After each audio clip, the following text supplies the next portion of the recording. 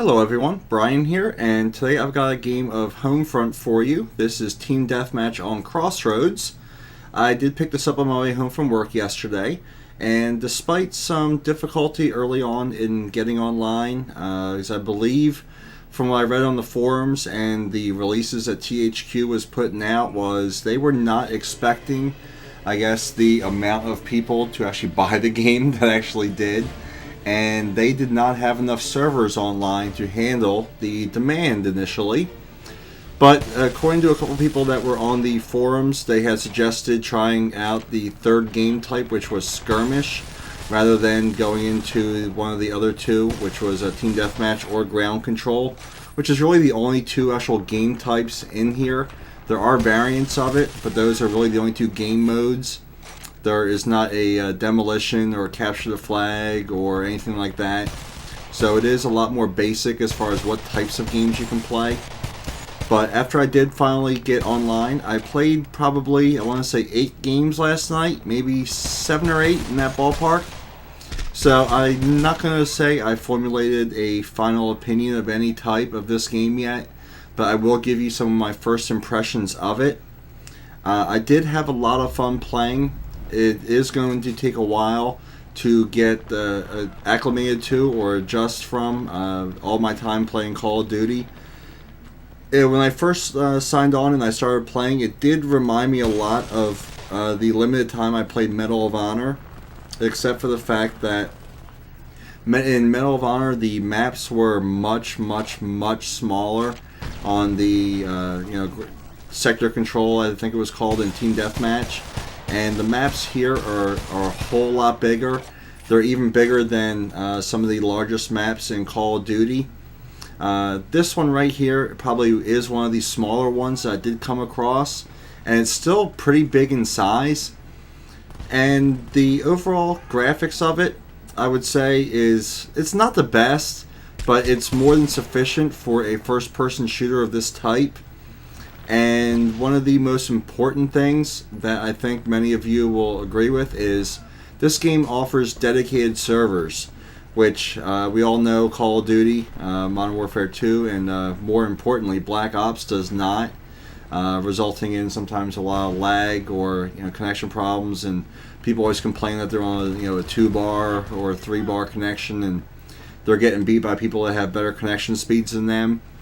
So far, that does not seem to be the case at all in Homefront. Because of the dedicated servers, it doesn't matter what your actual ping or number of bars is. The game is still incredibly smooth, and no one has an advantage of you because of connection speed.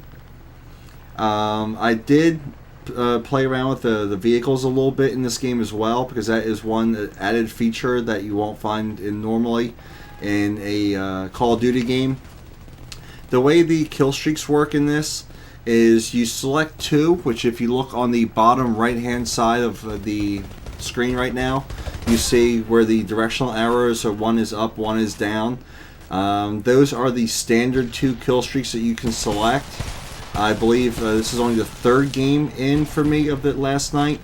So I really didn't get into customizing classes at all, so I don't think I actually could at that point. I really don't know.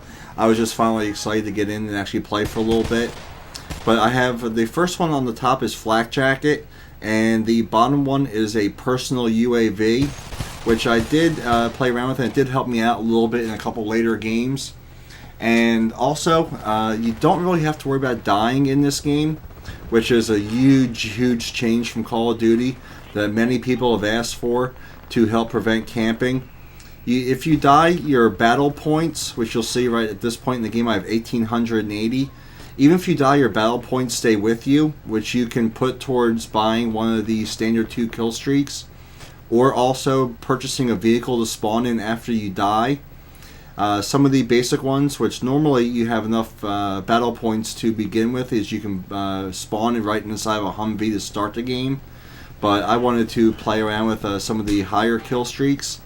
I was holding out for either a battle tank, and that was my main goal. Actually, I ended up choosing a chopper in the end, but I really wanted to get into a battle tank and try that out. You can also spawn into a striker, and I really didn't see some of the other ones. I did see them in other people's videos, where you can get a UAV type kill streak where you can actually mark where the enemy players are. And actually there's a striker right there you just saw is one of the new vehicles available for me to spawn in. But I'm holding out a little bit longer because the top 2 vehicles only require 2,000 battle points. The gun I ended up selecting in this game for this match was the ACR, which has an ACOG scope preset in the standard issue classes. And I did notice as well as I did try the ACR. I did want to say I tried the M4, and I don't recall what other gun I may have tried. I think I tried sniping once, but that didn't last very long. And I think I tried the explosive class as well, which I think is the SCAR L. The guns do have a lot more recoil and sway to them while firing, so you really do need to burst fire your weapon in this game from any type of distance. We all know how the ACR was incredibly accurate and you can almost snipe with it in Modern Warfare 2, and how I think the Galil is probably one of the most accurate guns, in my opinion, in Black Ops. And you could pretty much just fire that one from a great distance as well and land most of your bullets on your target. Not the case here. I'm sure you noticed it earlier, but when I did decide to start spraying, the gun was all over the place. Now at close range like that kill right there, it is very accurate and you can just hold down the trigger. But anything from a distance, you really do have to burst fire and be more careful with where you put your shots. The map layout in general on the few maps I did play on, I thought was pretty good. Like I said, the size of the maps is excellent, and you definitely see a lot of, product placement within the game. And right here is actually a really good example too of the recoil in the gun. Like I said, I'm burst firing it a little bit better there, and I was able to pick that guy off. I don't know why he didn't take a shot at me, but like I was saying regarding the product placement, one of the maps I played on, you actually see a Hooters restaurant, a White Castle, and some other different name brands or franchises you may recognize, which I think really gives or adds to the realism of the game and the storyline they were trying to create. I am definitely going to play the campaign mode in this because some of what I've heard and read about the campaign mode is it's somewhat shocking at times, I guess, with some of the cutscenes that they put in there. Some of the initial things I did see as well is the campaign's only about 5 hours long, which I think will be pretty good. So I may try that out over the weekend sometime.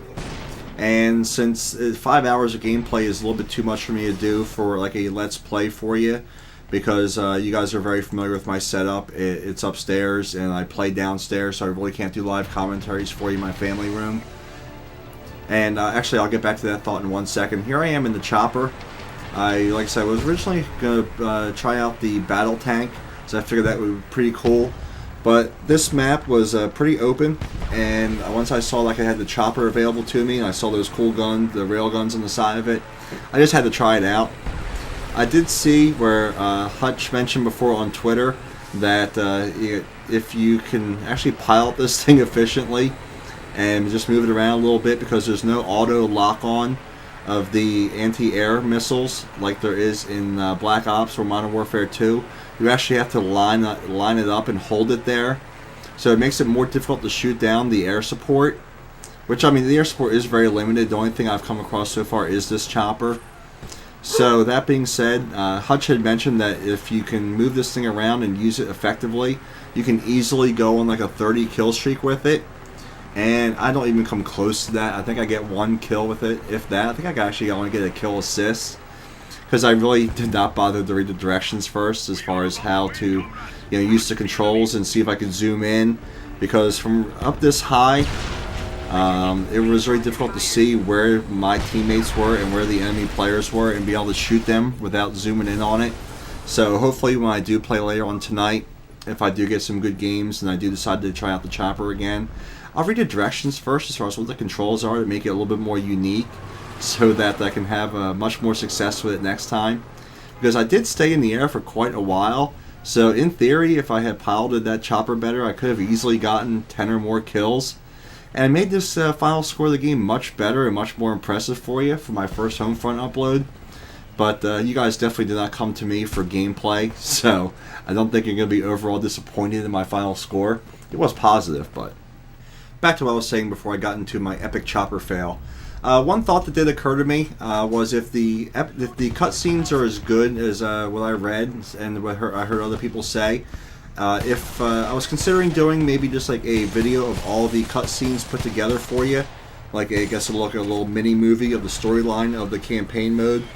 I mean, obviously anyone that is going to play the campaign will want to see it for themselves as they play through it. So some of you may not be interested in it, but obviously I know many of you are not going to get the game, so let me know if that is something you would be interested in. As I said, hopefully over the weekend I should have time to play through the campaign, if not all of it, but definitely within the next week or so I should be finished with the campaigns. I am definitely going to try it out, because I don't know how quickly THQ is going to get all their dedicated servers online, and how quickly some of the connection issues are going to get resolved.